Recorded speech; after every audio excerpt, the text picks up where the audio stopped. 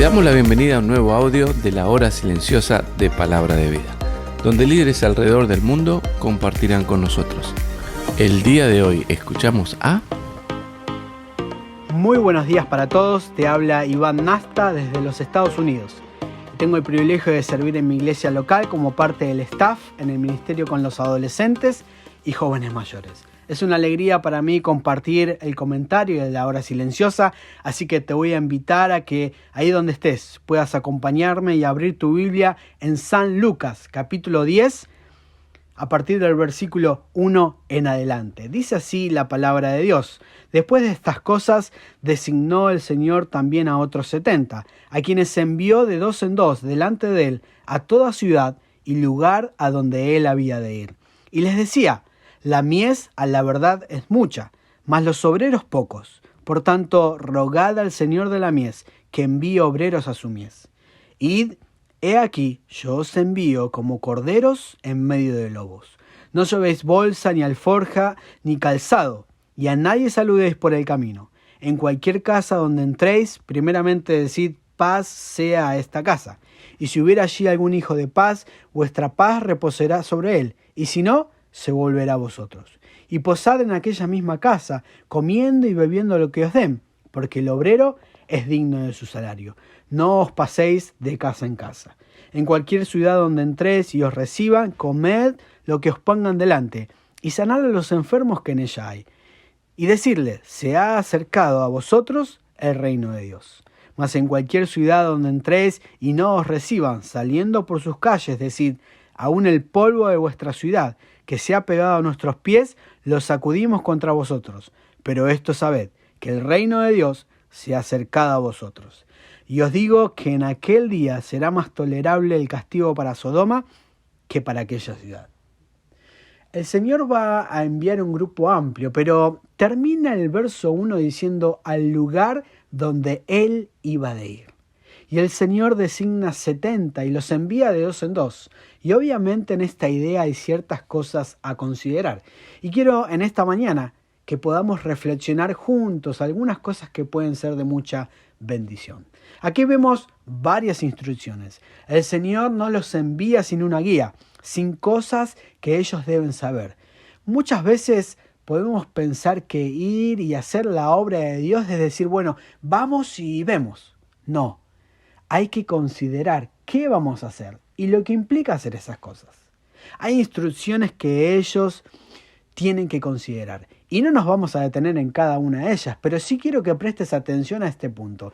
El Señor, cada vez que nos envía con su instrucción. Fíjense que el Señor se encarga de que vayan de dos en dos. Y acá hay una intención de cuidado, de animarse, de estimularse a seguir adelante con la tarea. De que van a ser dos testigos ante lo que van a comunicar. No va a ir uno solo y nadie puede avalar lo que ha dicho o cómo lo ha hecho. Va a ser un consuelo y apoyo mutuo porque la tarea no es fácil. Quizás uno se pregunta: ¿y por qué de dos en dos? Él sabe por qué es necesario que vayan de dos en dos. Fíjate que después dice que los envía como corderos en medio de lobos. La tarea no iba a ser fácil. Hasta puede ser peligroso en ciertos momentos. Cristo mismo fue el gran cordero que estuvo en medio de lobos. Y fíjense que aunque el cordero parece débil y el lobo muy diferente, pero aún así el cordero. Ahora, también no solo ver la dificultad, sino ver que Él te envía a un lugar donde sí vas a poder. Y ahí está la instrucción. Dice que no lleven nada, ni alforja, ni bolsa. Y uno se puede preguntar: pero ¿cómo nos vamos a alimentar? Y el Señor les dice: entren a alguna casa y cuando entran a alguna casa y le ponen algo para comer. O sea, la provisión de Dios iba a estar ahí. El cuidado de Dios. Dios nunca nos va a dejar faltar nada. Cuando el Señor les dice: no saluden a nadie por el camino, algunos estudiosos dicen que en esos saludos solía haber mucha adulación, mucho palabrerío.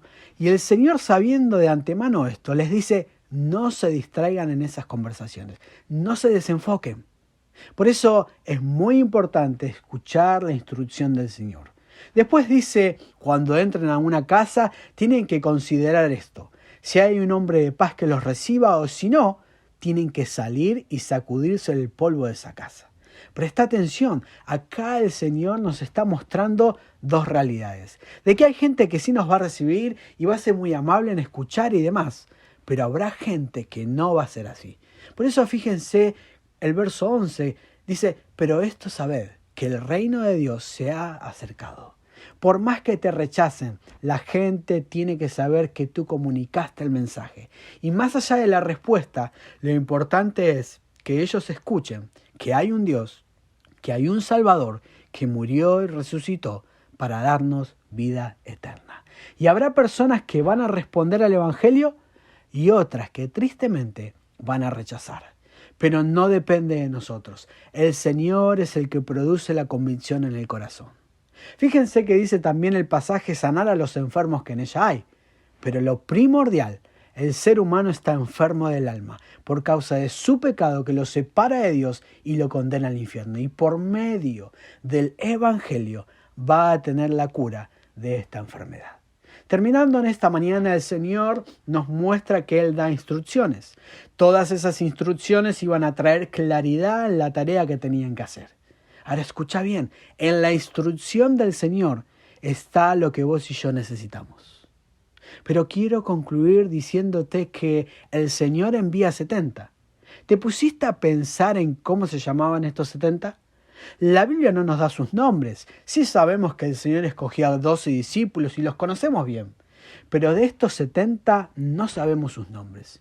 Y qué bueno es que no sepamos, porque la única persona que debe saber sus nombres es el Señor. Y muchas veces hay hermanos que pueden percibirse como anónimos, ¿no? Que nadie sabe lo que hace, pero que son fieles al llamado. Mira, no importa si la gente conoce tu nombre, porque acá no se trata de que seamos reconocidos. Lo importante es que ante los ojos de Dios, tú y yo estemos haciendo lo que el Señor nos pide, de ir y hacer aquello que Él nos dejó en Mateo 28, la gran comisión. En Marcos 16, de hacer discípulos. Estos 70 delante de Dios son bien conocidos. El Señor te conoce y sabe lo que estás haciendo por Él. Y aún sabe tu nombre. Pero quizás en este momento de tu vida no estás muy involucrado. Y mi pregunta es, ¿por qué dejaste de involucrarte? Porque el Señor menciona que la mies es mucha. La mies sigue siendo mucha y los obreros son pocos. El Señor tranquilamente podía haber llegado a toda la ciudad, porque Él es Dios. Pero el Señor está dando la oportunidad a estos 70 que vayan. ¿Sabes por qué? Porque el Señor siempre está involucrando personas. Y Él desea que te involucres y que seas parte. Quizás perdemos de vista la bendición y el privilegio de ser parte de su obra. Pero todavía hay lugar. Porque dice, rogad al Señor de la mies que envíe obreros a su mies. Todavía falta mucho por hacer. Y vos y yo podemos ser parte. Desde tu lugar, desde tu ciudad, poder alcanzar personas. Porque eso está en el corazón de Dios. Y en esta mañana quizás pueda ser la respuesta de Dios. Para esa mies que es mucha. Y quizás por alguna razón has dejado de mirarla y contemplarla. Ahora, mirá la oportunidad que tenemos. El Señor involucra 70. Y ahora quiere involucrarte a ti y a mí. ¿Sabes? Pienso cuando ellos vuelven. Dice la Biblia que vuelven con gozo. Qué lindo que estos 70 no se lo perdieron. Volvieron con gozo. Y ellos cuentan, dice, todo lo que les pasó. ¡Qué bendición! ¿Sabes? Hay muchos que hoy no tienen nada para contar. Porque no son parte de la mies. Y ni siquiera tienen gozo. ¿Sabes por qué? Porque no están involucrados. Y lo que produce el gozo es como dice el himno que dice, gozo da servir a Cristo, gozo da en el corazón. Tenemos un gran gozo cuando sabemos que estamos haciendo para lo que fuimos diseñados, que es servir a Dios y poder glorificarle. ¿Cuál es tu última historia que puedes contar en esta semana o en este mes? De gente que quizás llegó a los pies de Cristo o de lo que estás haciendo en el discipulado. Qué triste es cuando un creyente no tiene nada nuevo para contar. Te habla de hace 10 años atrás. ¡Qué bueno! Pero hoy, en el presente, ¿qué estás contando? ¿Cuáles son tus historias nuevas para Dios? Dios sigue escribiendo su historia. No te pierdas el privilegio de ser parte de ella. Te mando un fuerte abrazo y que Dios te bendiga. Gracias por escucharnos. Recuerda que este audio no reemplaza tu tiempo a solas con Dios. Te animamos a que escribas tus aplicaciones personales.